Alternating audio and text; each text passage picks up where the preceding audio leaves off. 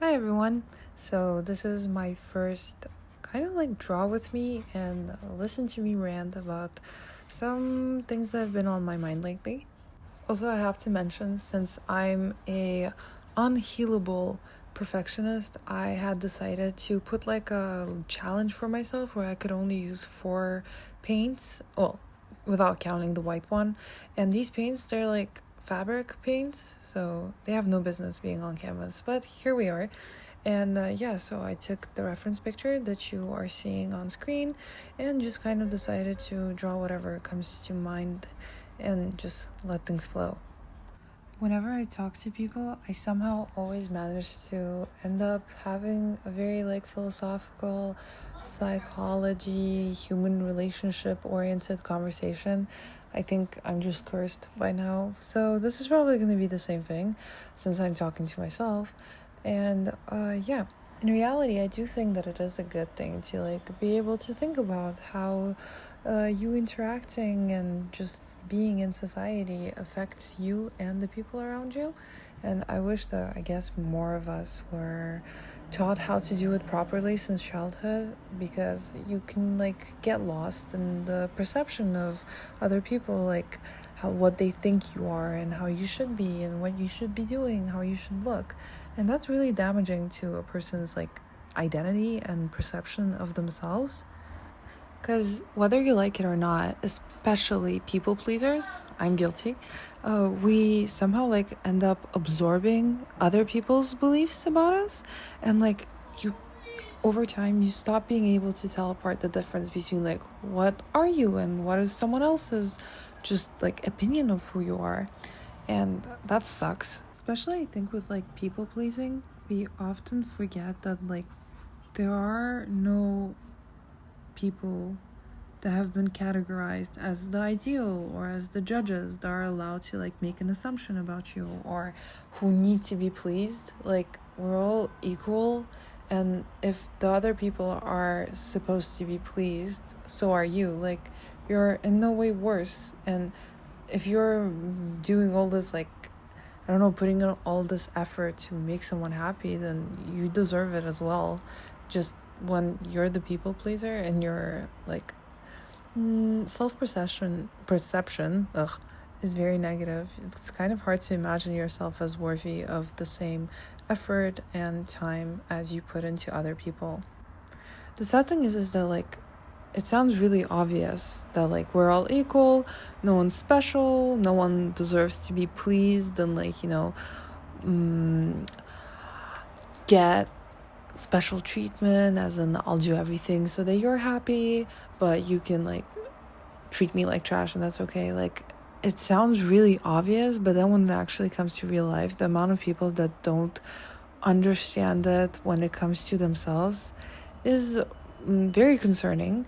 And I don't want to, I don't know, I don't want to live like a dull life just because I had spent it all on other people's wishes. And so I hope that if you're also a people pleaser, you kind of take this as a call to action to be kinder and more loving towards yourself, and realize that it's not like you're supposed to be mean to everyone, but doesn't give you the like permission to be mean to yourself for the sake of others.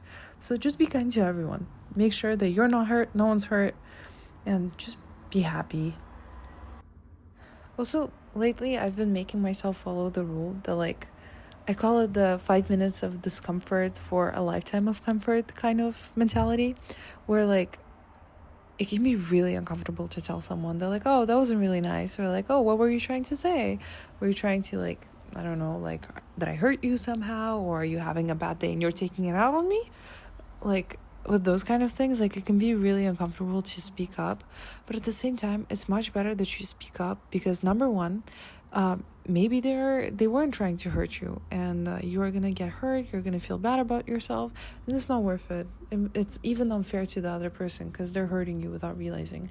And then there's the sad version of this whole thing where it's a manipulative gaslighter who afterwards will tell you, oh my god, you should have told me, I would have acted differently. And if you speak up, you don't give them the chance to do that. So in both cases, it's a win-win. If it's a bad person, you don't need them around. And if it's a good person, they'll understand and they'll try to be better. And that will give you the space to be better. And I don't know, everyone's going to be happy then. So I'm guilty of this, like, very, very much. I think you can tell by now. But yeah, so I don't know. I just want to promise to myself, and I hope that you make a promise to yourself if you suffer from this too, to be honest. Like, not brutally honest, but like honest with yourself. That like, oh, I'm uncomfortable in this situation. Is this something that I can fix by speaking up, or is this a situation where I just need to leave? And like, I don't know, just like prioritizing your comfort, the comfort of others, because other people, they can't be comfortable if they see that you're uncomfortable. If they're nice people, I mean. Like, genuine relationships cannot be built on uncomfort. Or blah, blah, blah. Who the hell made the word uncomfort? Discomfort. There you go. Just be honest for the sake of yourself and other people, and for the sake of genuine relationships. Someone I really look up to said, even if it's your 100th time trying something, you should still act as if it's your first, because then it allows you to give your honest best, but without feeling any resentment or like disappointment ahead of time. Because when you've tried so many times and it keeps failing, you think, well, these people that are going to treat me the same, or I'm going to mess up like always. And just allowing yourself to be honest, sincere, and not resentful gives you the chance to really start new and find genuine connection. A little bit of commentary on this painting. So the thing you're seeing right now is, I really wish I stopped here. Like the blue hoodie, well, it's not a hoodie, it's a sweatshirt. So the blue sweatshirt, the just yellow rim, that would have been so much better. I painted black around it, so it does, I mean, it doesn't look bad. It gives it a different vibe, but I personally ended up not really enjoying that choice.